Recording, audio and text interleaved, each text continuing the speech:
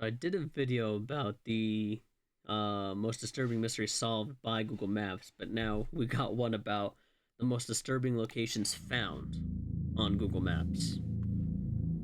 Viewer discretion advised. New I Baltimore want to is a say, small town in New York with a population of just over 3,000 people. In 2007, the first images of the town were uploaded to Google Maps. But unlike most locations on the platform, for some reason the Street View images seem to be corrupted, making the entire town look warped and discolored, resembling something completely different from the actual town in real life. maybe it was a video If you zoom capture out issue. far enough, the glitch disappears, and the roads, people, and houses start to look normal again. The So location it's- had the same appearance on Google Maps for 8 years, until in 2015, Google finally managed to fix the issue by uploading new pictures of New Baltimore to the platform. Huh. To this day, it's unknown what caused the glitch, and Google never gave an explanation as to why it happened. Maybe it's a video issue. Of course, small video glitches and capture equipment issue. errors happen all the time, but what's unusual is that this is the only location on the platform where the entire town looked like this. But what's most disturbing is that even after Google supposedly fixed the glitch around 2015, after 8 years of its existence, some people still reported that there were certain spots in New Baltimore where the Street View would temporarily glitch and show a distorted, creepy version of the people and houses. Huh. Because Google never disclosed any information about the glitch publicly, people have tried to come up with explanations for years. Many users have claimed that it wasn't a glitch at all, and that New Baltimore is really is what it some kind actually of looks portal, like. while others say the entire town is haunted. To this day, some people still claim that the glitch was never entirely fixed. Huh. Okay. Interesting. In 2019, a man named Jerry Nyman was simulating a school bus route in Florida using Google Maps. At the time, Jerry worked for the transportation department of the Palm Beach County School District, and his job involved making sure the bus routes were safe enough so children could easily get on and off the bus without having to walk close to any busy highways. One day, Jerry got an email from a nearby middle school asking him to make sure the current bus routes were safe, and this is where things took a turn. After reading the email, Jerry realized that the school was close to his ex-girlfriend Erica's house. As he was checking the bus route on Google Maps, he noticed something that looked like a white car at the edge of a man-made lake next to Erica's house. Oh He my quickly god. texted her and asked her if she had ever seen the car. She said no, but offered to go over and take a look. Because the water was brown and murky, she had to ask a neighbor for help. Wow. After which, her neighbor confirmed that there was indeed a white car in the retention my pond God. and called 911. Police showed up and interrogated Jerry, thinking that he might have had something to do with it.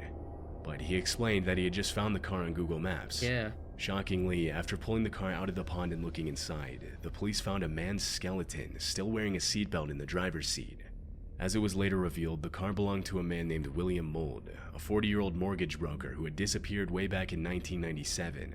The story goes that on November 7th, William was at a nightclub, and at about 9:30 p.m. he called his girlfriend to let her know that he would be heading home soon. According to witnesses, William hadn't really socialized with anyone, and although he'd had several drinks, he didn't appear to be intoxicated when he left the club at around 11 p.m. in his white sedan. That night was the last night anyone would see him alive. So how'd he get After there? his girlfriend reported him missing, police began an investigation, but with no new leads, the case quickly went cold. How did he Considering get how dark there? the water was in the retention pond, it's not surprising that nobody had noticed the car for 22 years until it was found on Google But Maps. still. The circumstances around William Mould's disappearance and how his car ended up in the lake remain unknown. That's creepy actually. Not scary, but This disturbing Creepy. scene was captured in a This public one park has in been a around small for city in ages. Holland. In 2013, a Reddit user named NCav posted this image with the caption, "A murder near my house" on Google Maps. The satellite image shows what appears to be a trail of blood on a dock. The quality isn't great, and it's hard to tell what exactly is happening, but many people have claimed that the image shows two men dragging a dead body into the Yep. water. After the post quickly went viral, police launched an investigation to find out whether a murder had actually taken place at the dock.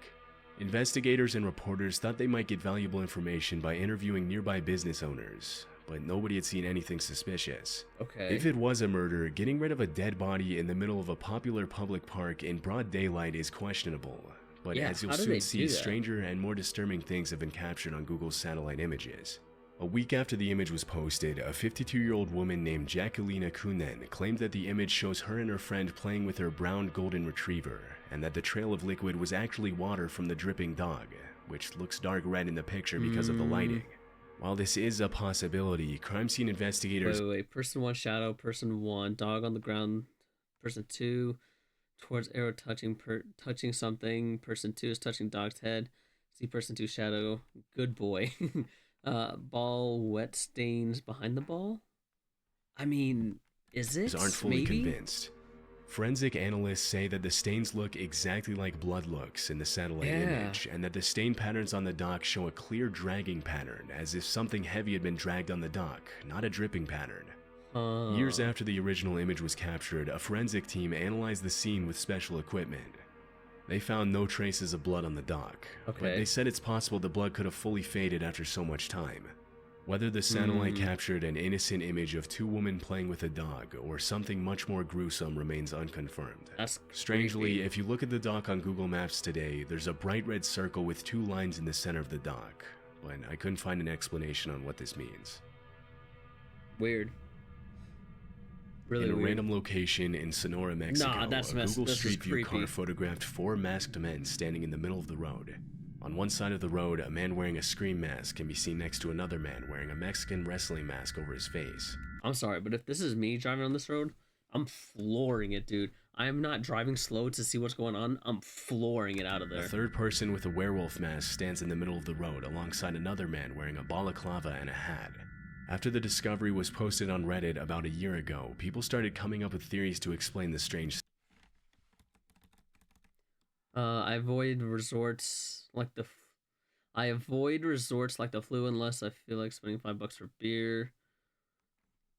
Never mind. About Strange scene. Chicago. One You sound like quite the guy. possibility is that the God. people in the image were following the Mexican Day of the Dead tradition of dressing up in masks and costumes to dance and celebrate their ancestors. No, but one of them looked like they On had this a. holiday, it's common in some communities for people to dress up and dance on the street for money, inviting passersby to dance with them. The legend goes that if you join in and dance with them once, you have to do it for 7 years straight to avoid getting chased by ghosts. No, never. The Day of the Nope. Dead theory sounds possible, however, the picture was taken in April, and the Day of the Dead isn't until November. Correct. Which means that the people in the image were covering their face for another. Besides, what does this guy have? Right? This doesn't look right. He could have something in his pocket. There could be something behind this guy, right? Look, there's a thing right there. reason. Many people have speculated online that since the photograph was taken in an area made famous by the Sonora cartel, the men could be cartel members. The reasons for standing on the road are unclear, but some people think that something sinister might have been taking place when the images were captured. The Jeez. Sonora cartel is one of the oldest and most notorious drug cartels in Mexico. They made their name as one of the first cartels to ship many different drugs into the US. But whether the people in the image are actually cartel members has not been confirmed. Interestingly, this isn't the first sighting of people wearing strange masks on Google Maps. In 2013, a group of people was photographed wearing pigeon masks near a railway station Pigeons? in western Tokyo. Although Why? the image is a little creepy, it was later revealed that the whole Why thing was pigeons? actually just a staged prank led by a group of art students from a nearby university. But it's unlikely that this is what was happening in the images that were taken in Mexico. In March of 2014, a Malaysia Airlines plane with 227 passengers and 12 crew members on board disappeared during a flight from Kuala Lumpur to Beijing. Oh, The mysterious disappearance of Flight 370 triggered a massive international search operation. But 3 years later, in January 2017, is this the one where they found some sort of wreckage coming from the ocean and like there's a like the tail of the wing or something? the governments of Malaysia, Australia, and China called off the search. To this day, the reasons for the plane's disappearance are unknown, but because it's known that a plane has to be under manual control to deviate I'm not trying to cut this guy off. 495-page report into the Vinci Lab revealed that the doomed jet was deliberately turned off course and did not rule out that it may have been hijacked by a third party. One of the theories is that Captain Zahari Ahmad Shah deliberately downed the plane, which deviated before plunging into the Indian Ocean, killing 209 people in an act of murder-suicide. However, the report by the official safety investigation team has not assigned blame to any individuals, and the team has not been able to determine why the plane changed course and eventually crashed, leaving the mystery unsolved. The Malaysian government will only reopen the investigation if new evidence emerges. Chief investigator Dr. Kok Soo Chan told reports that his team believes the Malaysia Airlines plane was under manual control and was intentionally downed. As much from Okay. its course as Flight 370 But- did, most experts speculate So that he's a gonna sort of reveal something, hijacking right? operation is the most likely explanation. This video will show a little One bit. year after the search was called off, a man named Ian Wilson claimed that he had found the crash site on Google Maps in a random location in the middle of the Cambodian jungle. Determined to find the remains of Flight 370, Ian and his brother Jackie traveled to Cambodia to search for the plane. Unfortunately, because the terrain in the jungle was incredibly dangerous, they had to turn back before they could reach the crash Jeez. site.